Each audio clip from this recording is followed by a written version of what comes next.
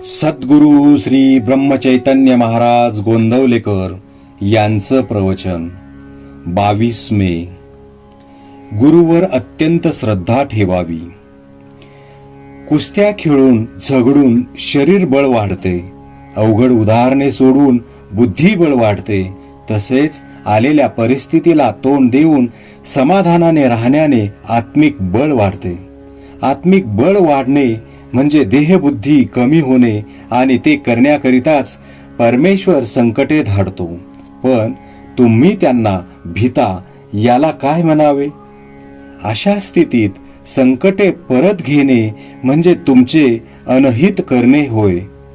त्याला तुमचे हित कशात आहे हे उत्तम कळते.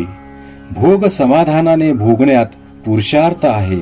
दुखणे आले असता औषध घ्यावे, पण औषधात गुण तरी परमात्म्यानेच ठेवला ना.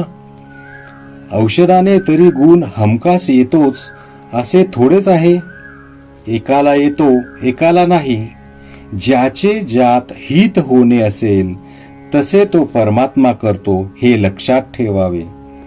तुम्ही एकच करावे, परमात्म्याला शरण जाऊन हा भोग भोगण्याची मला ताकद दे, समाधान भंगू देऊ नकोस, तुझे सतत स्मरण व्हावे असे मागावे.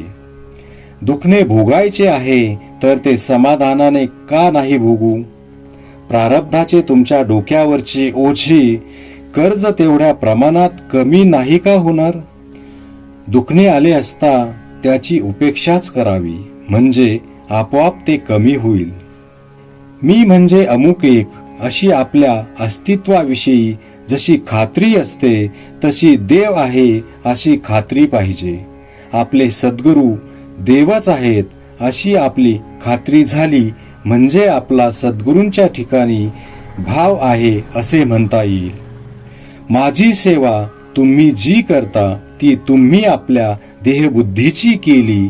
तुम्हाला जे पसंत तसे तुम्ही केले.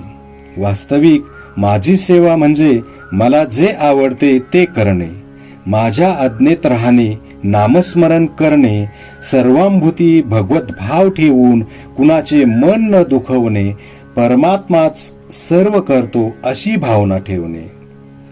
माझ्या सांगण्याचा परिणाम न होण्याची 2 कारणे असतील. एक कारण असे की तुमच्या मनामध्ये परिवर्तन घडवून आणण्याची शक्तीच माझ्यामध्ये नसेल, किंवा दुसरे कारण असे की तुम्ही अभ्यास करीत नसाल. पण परमार्थात एकदम फरक होणे बरे नव्हे. समजा एखाद्याला आज 105 डिग्री ताप आहे आणि तो उद्या एकदम 95 डिग्री झाला तर ते बरे नाही. तसेच मनुष्य आज रागीट आणि उद्या एकदम शांत झाला तर तेही बरे नव्हे. आपल्यामध्ये हळूहळू परिवर्तन व्हावे आणि ते विवेकाने घडवून आणावे. भजन, पूजन, नामस्मरण इत्यादी आपण जे करतो ते आपल्या मनापर्यंत पोहोचले पाहिजे, तरच त्याचा योग्य तो परिणाम लवकर दिसू लागेल. श्रीराम जय राम, जय जय राम.